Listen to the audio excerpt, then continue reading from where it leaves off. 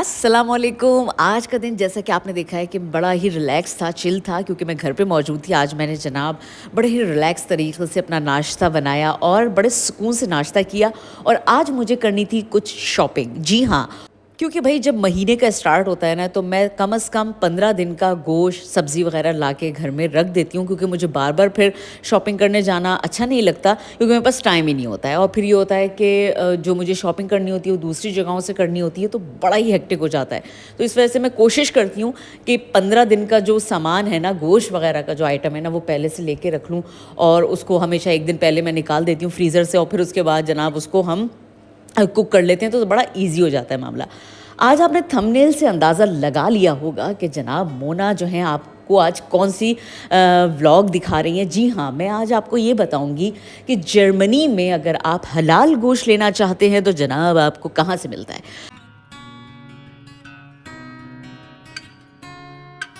अच्छा, यहाँ पर मैं आपको बताती चलूँ कि यहाँ पर जहाँ मैं रहती हूँ, मैं अपनी सिटी की आपसे बात करूँगी कि मैं जिस सिटी में रहती हूँ, यहाँ पर ज़्यादातर जो हलाल गोश्त मिलता है, वो तुर्कियों ने या तो शॉप्स खोली हुई हैं या फिर अरबियों ने शॉप्स खोली हुई हैं। पाकिस्तानी शॉप यहाँ पर हमारे इर्द-गिर्द या हमारे सिटी में कहीं मौजूद नहीं है। तो ये है कि हम लोग ज़्यादातर फिर तुर्की मार्केटों से ही हम गोश्त वग़ैरह लेते हैं और अरबी मार्केटों से।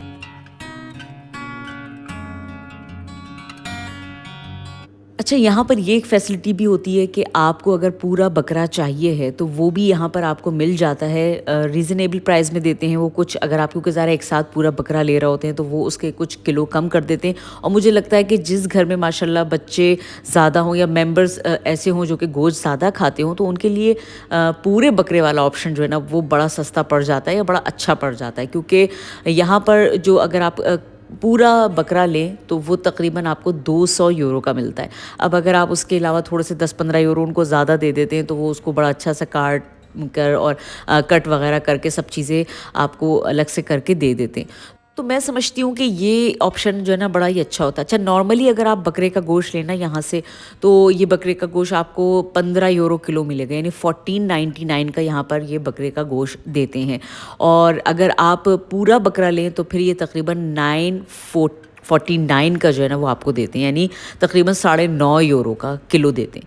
तो ये ऑप्शन बड़ा अच्छा होता है और उसमें कहते हैं बकौल इनके कि 20 किलो तक का जो है वो एक बकरा होता है जो कि आपको मिलेगा। तो 20 किलो या 18 किलो, फिर वो डिपेंड करता है कि वो कितने किलो का बकरा है, तो उस हिसाब से फिर वो पैसे चार्ज करते हैं। अच्छा, इसके अलावा यहाँ पर जो है ना फ़िश भी मिलती हैं और हर तरह की होती है। कुछ साफ़ भी, मतलब अंदर से उसके सफाई भी करके देते हैं और बाज़ दफ़ा जो है फ़िश वैसी कंप्लीट रखी हुई होती है, आप घर लेकर आएँ और उसकी खुद से उसकी पूरी सफाई करें। अच्छा, यहाँ पर जो सफाई की हुई फ़िश मिलती है उसकी कीमत 1 यूरो हमेशा ज़्यादा होती है क्योंकि जी वो इस चीज़ के पैसे लेते हैं कि उन्होंने उसको साफ़ किया है। और अगर कोई फ़िश ऐसी आपको दे रहा है जिसकी सफाई नहीं हुई हुई है तो उसके पैसे जो हैं वो 1 यूरो कम होते हैं। मिसाल के तौर पे यहाँ पर नॉर्मली जो एक फ़िश किलो वाइज़ जो मिलती है वो मिलती है तकरीबन 10 यूरो की साफ़ हुई हुई, और अगर साफ़ नहीं हुई हुई है तो वो 9 यूरो की मिलेगी। तो ये एक अच्छा ऑप्शन होता है और उसके अलावा डिपेंड भी करता है कि आप कौन सी फ़िश ले रहे हैं। तो अब अगर आप कोई सी भी फ़िश ले रहे हैं और उसकी आपको सफाई नहीं करनी है तो आप 1 यूरो ज़्यादा देंगे, और अगर आपको सफाई करनी है तो जनाब आप 1 यूरो सस्ती ले सकते हैं। अच्छा, यहाँ पर चिकन का भी यही हिसाब किताब है कि चिकन एक पूरी अगर आप चिकन लेते हैं तो वो तकरीबन आपको जो किलो वाइज़ जो यहाँ पर देते हैं वो तकरीबन 3.5 यूरो किलो देते हैं। अब हमेशा चिकन जो है वो 1.5-2 किलो की होती है तो ज़ाहिर सी बात है फिर वो तकरीबन 5 से 6 यूरो तक की आपको मिल जाती है। यहाँ पर जनाब इस वक्त आप सब्जियाँ देखें तो यहाँ पर तुरई आपको नज़र आएगी और ये तुरई जो है 399 की है किलो। तो ये वैसे टेस्ट में बड़ी अच्छी होती है। अक्सर और बेशतर जब मुझे तुरई बनानी होती है तो मैं ये छोटी वाली तुरई ही लेकर आती हूँ। वैसे बड़ी तुरइयाँ भी होती हैं यहाँ पर, मगर उसका टेस्ट इतना अच्छा नहीं होता है। अच्छा, आपको हैरत की बात बताऊं कि यहाँ पर पपीता जो है ना वो अच्छा खासा महंगा मिलता है। अगर आप जर्मन किसी शॉप से जाके पपीता लेते हैं तो वो तकरीबन 7 या 8 यूरो का मिलता है। यहाँ पर इस वक्त जो है थोड़ा सा सेल पे आया हुआ था तो ये तकरीबन 3.5 यूरो का दे रहे थे। और ये जनाब शरीफा है जो कि आपको याद होगा पाकिस्तान में मिलता है और हम लोग बड़े शौक से खाते हैं। अमरूद देखें बेचारा कितने हमारे पाकिस्तान में कितना अच्छा और कितना मज़े का मिलता है, मगर जनाब यहाँ देखिए ये एक पीस जो है इसका 79 सेंट का है।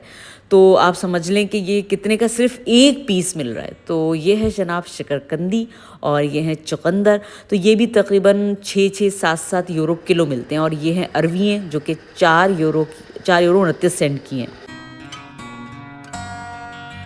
अच्छा, यहाँ पे हरा धनिया पुदीना आप देखें तो मुलाहिज़ा फ़रमाएँ यहाँ पर, तो इसकी कीमत जो है वो तकरीबन 89 सेंट होती है और कभी 99 सेंट भी होती है। और उसके अलावा हरी मिर्चें जो कि आप समझे पाकिस्तान में ठेले वाले वैसी थोड़ी-सी डाल देते हैं, वही सब्ज़ी में वैसी ही डाल देते हैं। यहाँ पर वो 7.5 यूरो किलो मिलती है। जी हाँ, चाहे वो आप किसी भी तरह की हरी मिर्च लेना चाहें, यहाँ पर मुख्तलिफ़ डिफरेंट यानी रेड चिली भी होती है, ग्रीन चिली भी होती है, जैलपेनोज़ भी होती है और अपनी ये जो आप मोटी वाली हरी मिर्च देख रहे हैं जनाब, ये भी मौजूद होती है, मगर इनकी प्राइस वही होती है यानी 7.49 सेंट। तो ये एक यहाँ पर बड़ा डिफरेंस है जो कि पाकिस्तान और यहाँ पर कुछ चीज़ें जो पाकिस्तान की होती हैं वो यहाँ बड़ी महंगी मिलती हैं। उसके अलावा ये अनार हैं, अनार साहब को आप इस वक्त देखें, ये भी बड़े मज़े के होते हैं। ये मेरे ख्याल में तुर्की से ही आते हैं क्योंकि इसका मुझे पता नहीं है, मगर ये भी तकरीबन 10 यूरो की ये पेटी जो इस वक्त आप देख रहे थे जिसमें मेरे ख्याल में 8-9 अनार होते हैं, ये आपको मिलती है तकरीबन 10 यूरो की, 9 यूरो 90 मतलब 9 यूरो 99 सेंट की।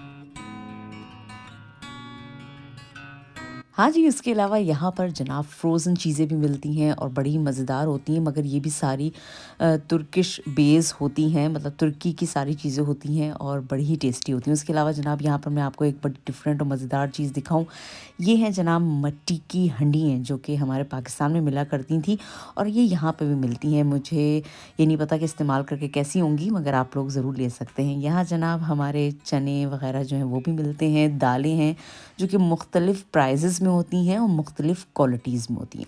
तो ये मैंने आपको जैसे दिखा दी हैं, आप देख सकते हैं कि यहाँ पर एक पैकेट कितने का होता है।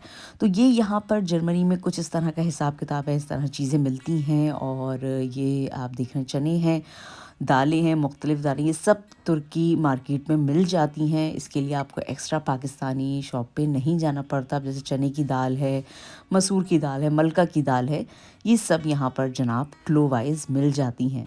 तो ये मैंने सोचा कि आज मैं आपको दिखाऊं यहाँ पर किस तरह के सामान और किस तरह के प्राइजेज़ में सामान मिलता है और गोश्त जो है वो हमारे यहाँ किस तरह मिलता है, हम कहाँ पर कैसे लेते हैं।